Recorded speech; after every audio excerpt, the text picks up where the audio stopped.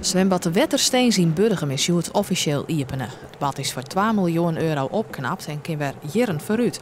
Zo binnen stroeve tegels op een vlier kwam en kabels voortwerken. Er is ook een nieuw luchtcirculatiesysteem, zodat het net meer ziet. En overal in het gebouw is LED-verlichting online. De vraag is nou of het zwembad genoeg bezoekers loekt om rendabel worden te kunnen. Er moet altijd geld bij. Dat is een gegeven op het moment dat het een gemeentelijk zwembad is. Maar wij willen eigenlijk van een gemeentelijk bad naar een bad van de burgers, dat die dus ikzelf mij helpen in het beheer. Nou, de zwemvereniging Wetterwille het uitsprutsen dat zij zelf een pad daarvan oppakken willen.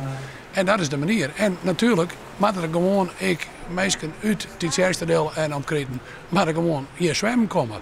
Want anders kan je het wel financieel roem maken. Hè.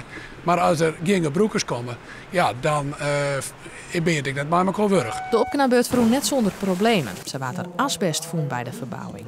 Toch werd er toch de belutsen partijen maar tevredenheid waarom op het project, wat vooral die is toch bedrijven uit de regio.